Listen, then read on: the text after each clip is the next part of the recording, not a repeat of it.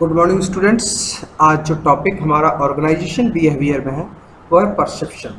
क्या है? Perception. Perception का मतलब होता है अवबोध। क्या होता है? अवबोध। चलते अपन देखते हैं परसेप्शन क्या है। तो देखिए, परसेप्शन का अगर हम बात करें तो परसेप्शन क्या है कि अलग अलग जो डेफिनेशन इस पे बात करते हैं। पहले अलग अलग लोगों के जो विचार तथा दृष्टिकोण, जो अलग अलग लोगों के क्या है विचार और दृष्टिकोण एक ही घटना के बारे में अलग अलग हो सकते हैं। राय, लोगों की धारणाएं। ठीक है, परसेप्शन मतलब धारणाएं, अवबोध, यानी एक ही मतलब घटना और के बारे में लोगों की धारणाएं कैसी हो सकती हैं? अलग अलग हो सकती हैं। जैसे फॉर एग्जांपल अगर एक लें, जैसे हड़ताल है, किसी में हड़ताल है तो जो मैनेजमेंट है उसको क्या लेगा? हल्के फुल्के ढंग में लेगा। पर अगर जो एम्प्लॉय के बारे में बात करें तो वो उसको गंभीरता से लेगा। कैसे लेगा? गंभीर। इसी तरह किसी फैक्ट्री में कोई दुर्घटना हो जाने पर सुपरवाइजर, जो अगर किसी कंपनी में ऑर्गेनाइजेशन में कोई घटना हो जाती है तो सुपरवाइजर क्या होगा? उसको श्रमिक की लापरवाही का आरोप लगाएगा। जो सुपरवाइजर होगा वो क्या कहेगा? एम्प्लॉय की गलती है, पर वहीं श्रमिक लोग इसे सुरक्षा उपयोगों की कमी के कारण होना बताएंगे। क्या कहेंगे? इसमें सुरक्षा नहीं थी, ये नहीं थी। तो अलग अलग दोनों एक ही पॉइंट्स के लिए दोनों की जो धारणाएं अलग अलग होती हैं वो हमारा क्या कहलाता है? परसेप्शन कहलाता है। क्या कहलाता है? परसेप्शन कहलाता है। अगर हम परसेप्शंस की बात करें तो परसेप्शंस की जो डेफिनेशन हमारे पास एक डेफिनेशन एक दी है साइंटिस्ट, जिसका नाम है लुंथ। लुंथ ने कहा है कि परसेप्शन आंकड़ों का चयन। परसेप्शन क्या? आंकड़ों का चयन, संकलन एवं वातावरण में होने वाली घटनाओं की व्याख्या करने की प्रक्रिया है। क्या है परसेप्शन? क्या उन्होंने लुंथ ने कहा है, हमारे जो है जो ऑथर है उन्होंने कहा है लुंथ ने, परसेप्शन आंकड़ों का चयन, संकलन एवं वातावरण में होने वाली घटनाओं की व्याख्या करने की क्या है? एक प्रक्रिया है। क्या करने? एक प्रक्रिया है। ये लुंथ ने कहा। वुडमैन ने क्या कहा इसके बारे में? वुडमैन की भी एक डेफिनेशन आपको मैं बताता हूँ। परसेप्शन वातावरणीय, परसेप्शन क्या? वातावरणीय प्रेरणाओं का चयन और संकलन जो समझने को अर्थपूर्ण अनुभव प्रदान करती है। क्या करती है? परसेप्शन क्या है? परसेप्शन वातावरणीय प्रेरणाओं का चयन है, जो वातावरण में हो रही है उनका चयन तथा संकलन कॉमा जो समझने को अर्थपूर्ण अनुभव प्रदान करती। क्या करती? समझने को अर्थपूर्ण प्रदान करती। ये हमारे किसने कहा? वुडमैन ने कहा। किसने कहा? वुडमैन ने कहा हुआ है। क्लियर? अगर हम बात करें यहाँ पे थोड़ा सा एक नोटपैड भी ओपन कर लेते हैं, जिसमें भी हम आपको टाइप करके बताएंगे। जो अगर इसकी बात करें हम किसकी? Nature of perceptions. किसकी बात करें अगर? नेचर ऑफ परसेप्शंस की कौन नेचर परसेप्शंस का कौन कौन से नेचर्स होते हैं? तो नेचर ऑफ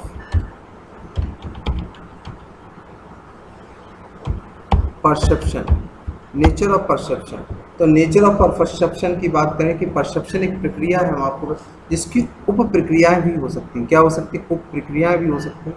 परसेप्शन क्या है? प्रकृति को समझने, मैं पहले बता चुका, प्रकृति को समझने हेतु इनपुट प्रोसेस आउटपुट दृष्टिकोण को मदद करता है। क्या करता है? आउटपुट दृष्टिकोण को क्या करता है? मदद करता है। अब देखिए परसेप्शंस की जो हमारे पास जो पॉइंट्स हैं कि कौन कौन से नेचर होते हैं। पहले हमारे पास है परसेप्शन इनपुट। क्या है? Perception input. तो परसेप्शन इनपुट क्या होता है? विषय, घटना अथवा लोग। परसेप्शन इनपुट में क्या हो सकते हैं? सब्जेक्ट हो सकता है, इवेंट हो सकता है। क्या हो सकता है? इवेंट हो सकता है कोई इनपुट में, और प्यूपल हो सकते हैं। क्या हो सकते हैं? प्यूपल।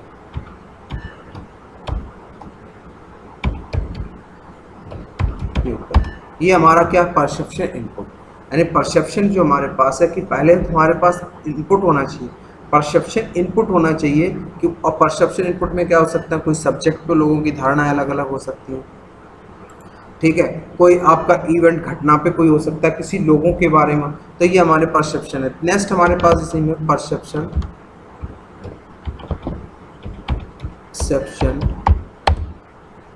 प्रोसेस। क्या है? Perception process.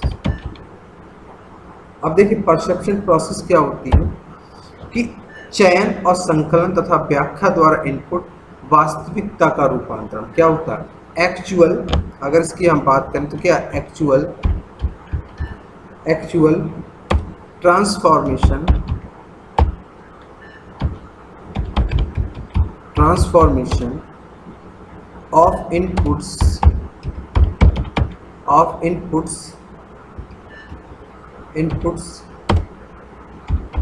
Through selection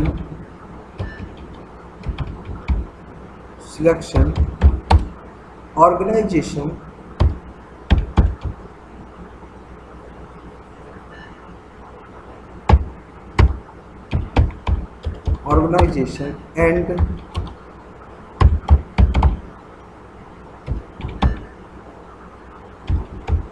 interpretation. क्या इंटरप्रिटेशन यानी क्या? चयन, संकलन तथा व्याख्या द्वारा इनपुट का वास्तविक रूपांतरण। क्या है? जो अगर जिसने हमने कोई घटना सेलेक्ट किया, इनपुट सेलेक्ट किया, इनपुट करने के बाद हमने उस पर क्या किया? चयन किया, फिर संकलन किया और फिर तथा उस पर व्याख्या किया और दिए गए इनपुट का वास्तविक रूप क्या था। तो नेचर में हमारे पास पहले इनपुट आता है, फिर हम उसकी क्या करते हैं? प्रोसेसिंग करते हैं, फिर हमारे पास आता है परसेप्शन आउटपुट। क्या था? Perception output. क्या था हमारे पास? Perception output. क्या था हमारे पास? परसेप्शन। अब परसेप्शन आउटपुट में क्या आता है कि ओपिनियंस, हमारी ओपिनियंस क्या है। अगर हम बात करें कि हमारी ओपिनियंस क्या है, तो ओपिनियंस के बारे में अपन को बताएगा, कॉमा फीलिंग्स के बारे में, फीलिंग्स क्या हमारे पास, एटीट्यूड्स किसके बारे में बताएगा? एटीट्यूड्स के बारे में, attitudes which ultimately influence of behavior, यानी विचार, अनुभव, दृष्टिकोण के व्यवहार को प्रभावित करते हैं। क्या करते हैं? आउटपुट किसके आधार पे आएगा? जो प्रोसेसिंग हुई तो उसके आधार वो आएंगे हमारे पास, क्या आएंगे? विचार आएंगे, फिर उनकी अनुभूति होगी, फिर अपन उनको दृष्टिकोण और उनके व्यवहार को क्या करेगा? प्रभावित करेगा। तो ये कुछ कंडीशंस हमारे पास होती हैं किसकी? परसेप्शंस की। ये हमारे पास नेचर ऑफ परसेप्शन कहलाता है। क्या कहते हैं? नेचर ऑफ परसेप्शंस कहलाता है। ठीक है। अगर हम बात करें तो some of the main parts of the perception include, perception में जो मेन पार्ट्स हैं कौन कौन से इंक्लूड किए गए हैं, अगर हम बात करें तो सबसे पहले हमारे पास परसेप्शन में बात किया गया विजन क्या है आपका, टच, साउंड, टेस्ट और स्मेल। ये हमारे पास कुछ इसके परसेप्शंस के हमारे पास हैं। इन इंद्रियों के आधार पर हम इनको देखते सुनते हैं। हमारी जो इंद्रियां हैं उन इंद्रियों के आधार पहले अपन क्या करते हैं? देखते हैं, फिर उसको क्या करते हैं? टच करते हैं, टच करने के बाद उसको क्या करते हैं? साउंड्स आती है, फिर टेस्ट आती है, फिर अपन जो भी अपना रिएक्शन होता है वो रिएक्शन इनके आधार पे अपन काम करते हैं। तो परसेप्शंस, इनके आधार पर परसेप्शन हमारे पास होता है। क्या सिचुएशन, क्या परसेप्शंस की प्रोसेस, फिर रिसीविंग। ठीक है। फिर हमारे पास जैसे परसेप्शन की अगर हम बात करें कि मेन पॉइंट्स क्या हो सकते हैं परसेप्शन कैसे, तो सबसे पहले परसेप्शन क्या है? सिचुएशन। तो पहला पॉइंट अपने पास आता है सिचुएशन क्या है परसेप्शन की। तो सिचुएशन में अपने पास परसेप्शन पहली प्रक्रिया स्थिति का होना। तो पहली कंडीशन हमारे पास परसेप्शन कब होगा? जब हमारे पास कोई स्थिति होगी, कोई कंडीशन होगी, तब परसेप्शन होगा। जैसे लोग, वस्तु, घटना, सूचना, इन्फॉर्मेशन, इस पे आधार पर अपन क्या करते हैं? परसेप्शन करते हैं। उस दूसरा हमारे पास क्या होगा कि परसेप्शन होने के बाद अपन उस पर क्या करते हैं? प्रोसेस करते हैं। प्रोसेस अपन क्या करते हैं? प्रोसेस को भी अगर हम चार में बांटते हैं, क्या? एक अपन रिसीविंग, सिलेक्शन, ऑर्गेनाइजेशन और इंटरप्रिटेशन। यानी अगर हम पहले क्या करते हैं? सिलेक्शन कर, रिसीविंग करते हैं, फिर उसका सिलेक्शन करते हैं और फिर उसका, अगर हम इस पे बात करें प्रोसेस, तो प्रोसेस के अंदर भी हमारे पास 4 पॉइंट्स आते हैं। कौन कौन से पॉइंट्स आते हैं? पहला पॉइंट आता है इसके अंदर रिसीविंग। क्या आता है हमारे पास? रिसीविंग।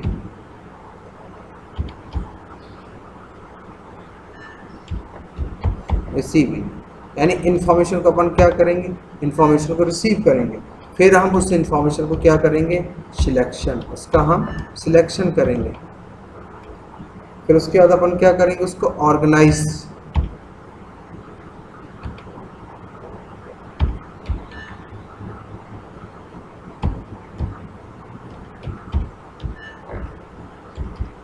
ऑर्गेनाइजेशन करेंगे, फिर उस पर क्या करेंगे अपन?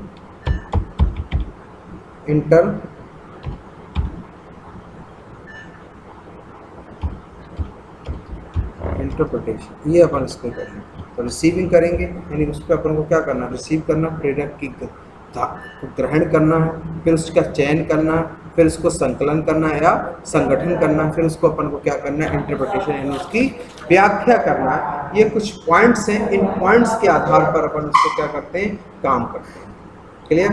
तो ये हमारे इसके पॉइंट्स हैं जिनके आधार पर इसको यूज करते हैं, किसमें, परसेप्शंस में यूज करते हैं। क्या करते हैं, परसेप्शंस। अब अपन देखते हैं कि परसेप्शंस जो अपने पास है, परसेप्शंस को कि कारक कौन से हैं, परसेप्शंस को प्रभावित करने वाले कौन कौन से कारक हैं। तो सबसे पहले हमारे पास हम बात करते हैं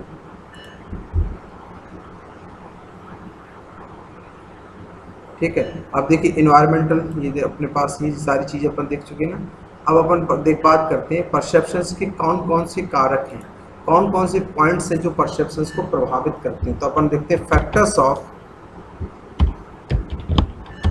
इन्फ्लुएंस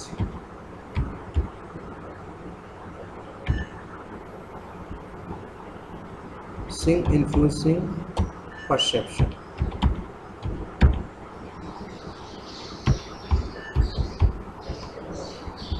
परसेप्शंस का मूल अर्थ है कि प्रत्येक व्यक्ति, परसेप्शंस का अर्थ क्या है, प्रत्येक जो अपने पास परसेप्शंस का मूल अर्थ है कि प्रत्येक व्यक्ति किसी विशेष वस्तु के प्रति, यानी परसेप्शंस का मतलब क्या है कि परसेप्शंस का मूल अर्थ है कि प्रत्येक व्यक्ति किसी विशेष वस्तु के प्रति क्या करता हो, विशेष दृष्टिकोण रखता हो तथा उसका व्यवहार इसके दृष्टिकोण पर निर्भर करता है। परसेप्शंस का संबंध किसी बात के बारे में निष्कर्ष निकालता है, क्या करता है, निष्कर्ष निकालता है, हमने पहले ही बताया, प्रोसेस करता है। और भिन्न भिन्न लोग एक की बात का अलग अलग अर्थ ग्रहण करते हैं, यानी भिन्न भिन्न लोग क्या करते हैं, एक ही बात के अलग अलग अर्थ ग्रहण करते हैं। परसेप्शंस को सही अथवा गलत रूप से प्रदान करने हेतु कई कारक जिम्मेदार होते हैं। अगर इनको समझते हैं, 3 श्रेणियों में इनको बांटा गया है अगर परसेप्शंस को प्रभावित करते हैं। इनको 3 पार्ट में अपन डिवाइड किया गया है परसेप्शंस। तो अगर हम इसमें बात करें तो एक हमारे पास ए पॉइंट है, इसमें कौन का परसेप्शन को प्रभावित करता है, द रिसीवर,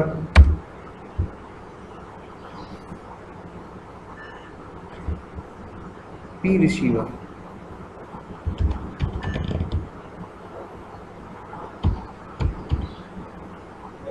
रिसीवर। दूसरा हमारे पास है B point, the target, target.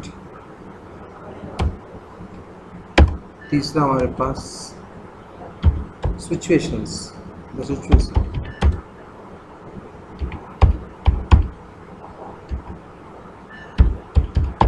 ये कुछ कारक हैं। तो पहले अपने पास समझते हैं रिसीवर। रिसीवर मतलब होता है समझने वाला, ठीक। इन्फ्लुएंस हमारे पास है, पहला हमारे पास है रिसीवर यानी समझने वाला। जब कोई व्यक्ति क्या करता है, जब कोई व्यक्ति लक्ष्य की तरफ देखकर, क्या लक्ष्य जो हमारा उद्देश्य उसकी तरफ देखकर व्याख्या करता है, क्या करता है, उसकी व्याख्या करता है।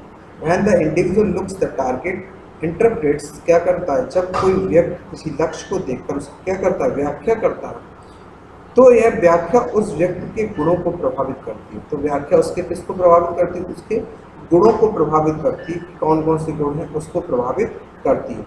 व्यक्ति के गुण जो परसेप्शंस को, क्षमता को प्रभावित करते हैं। व्यक्ति के जो गुण हैं वो उसकी किसको एक्सप्लेन करते हैं, उसकी क्षमता को प्रभावित करते हैं। और वे दृष्टिकोण, संवेग, रुचिपूर्ण अनुभव अपेक्षित है, क्या है, अपेक्षित है। तो ये रिसीवर के ऊपर डिपेंड करता है, किसके ऊपर डिपेंड करता है, रिसीवर।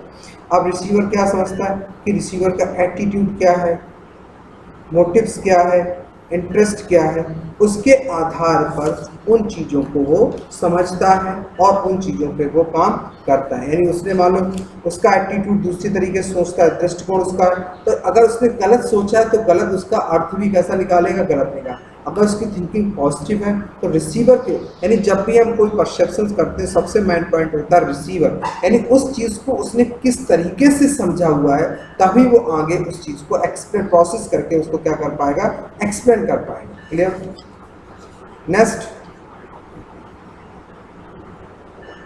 नेक्स्ट है हमारे पास टारगेट। अगर हम टारगेट की बात करें, टारगेट मतलब लक्ष्य, तो जब हम जिस लक्ष्य को देखते हैं, अगर हम किसी लक्ष्य को देखते हैं, ठीक है, अगर हम किसी लक्ष्य को देखते हैं तो वह भी हमारी परसेप्शंस को प्रभावित करता है। किसको प्रभावित करता है? परसेप्शंस को प्रभावित करता है।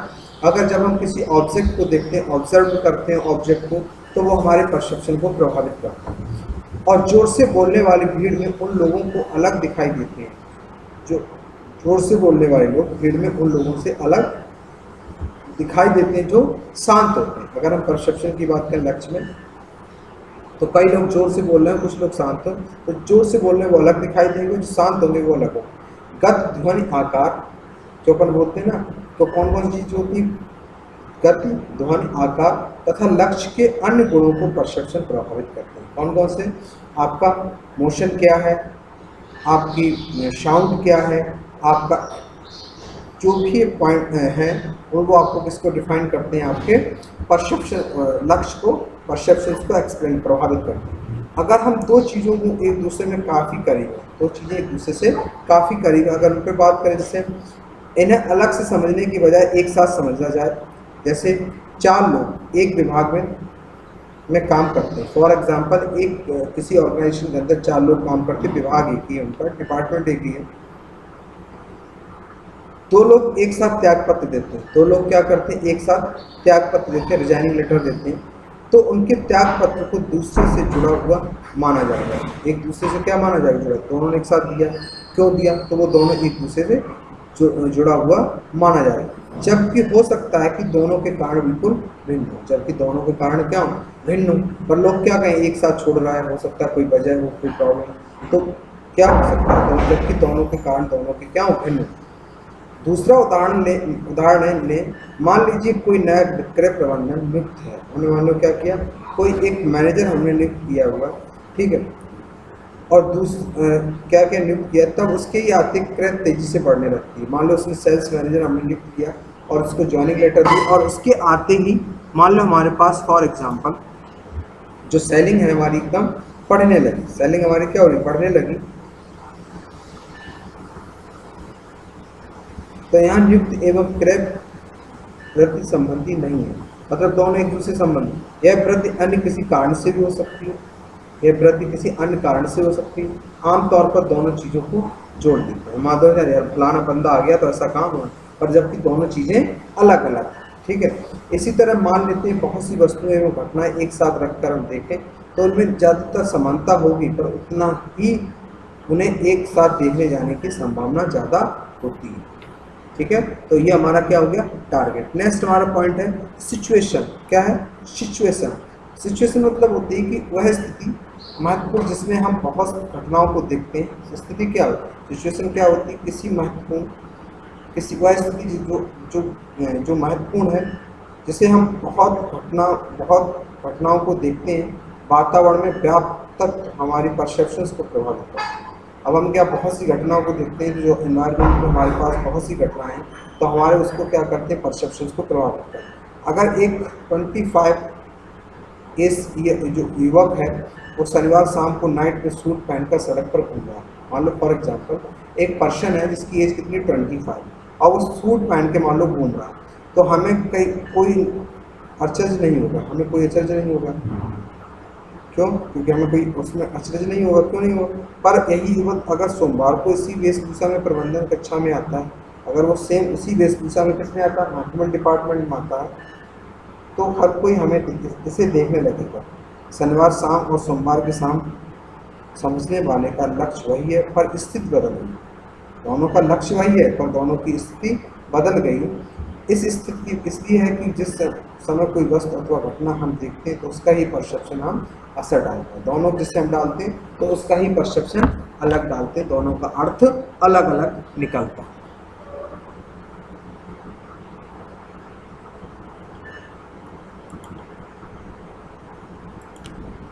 तो ये आप लोग करेंगे, ठीक है, परसेप्शंस, ठीक है,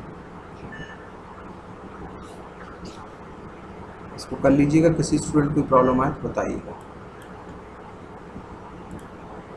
हम ये नोट्स भेज दें, इनको पढ़ते रहिए।